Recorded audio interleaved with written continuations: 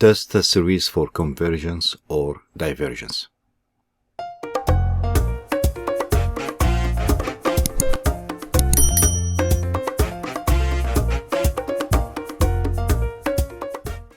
Since we have negative 1 to the power n involved right here, we will be thinking about the alternative series test. So this summation or series is equal to summation n equals 1 to infinity negative 1 to the power n times square root of n over 1 plus 2 square root of n. That will be my b sub n equals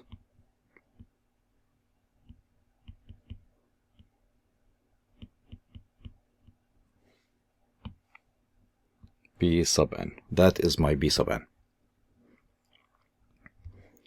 On the side, we could say that the limit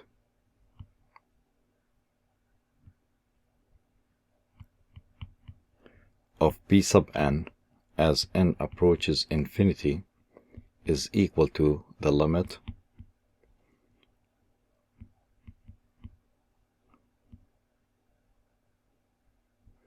of square root of n over 1 plus 2 square root of n, which equals to find the limit of this, we will divide top and bottom side by square root of n.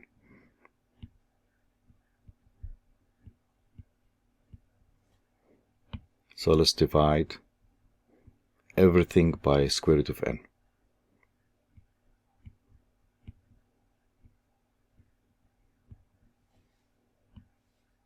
Equals limit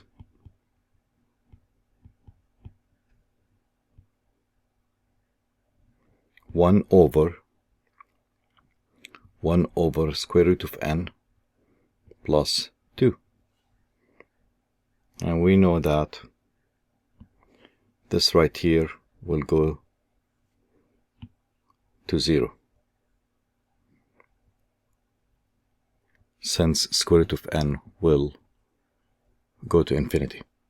So the fraction or the whole thing will, as a limit, will equal to 1/2, which does not equal to 0.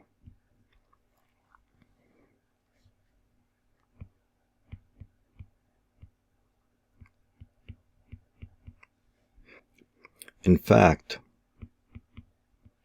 the limit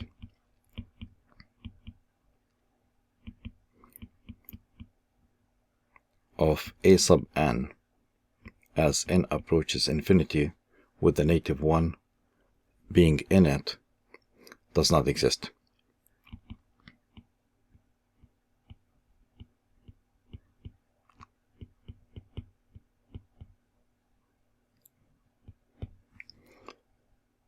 So the series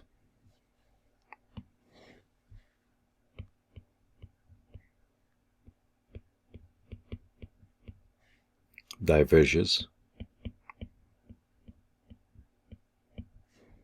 by the test for divergence. And that should do it. But let me go over it one more time. What happened is the following. This is our b sub n. That's b sub n.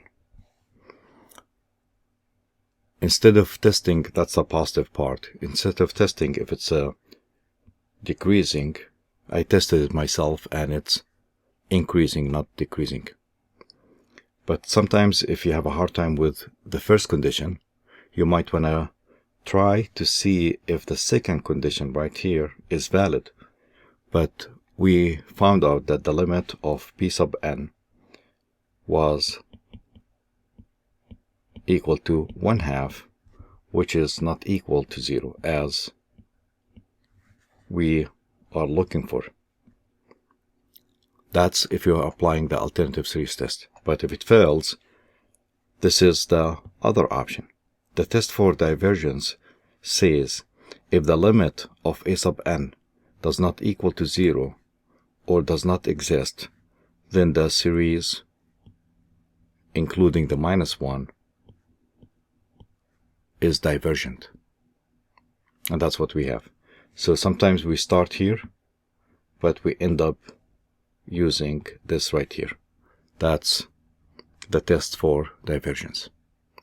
And that should do it.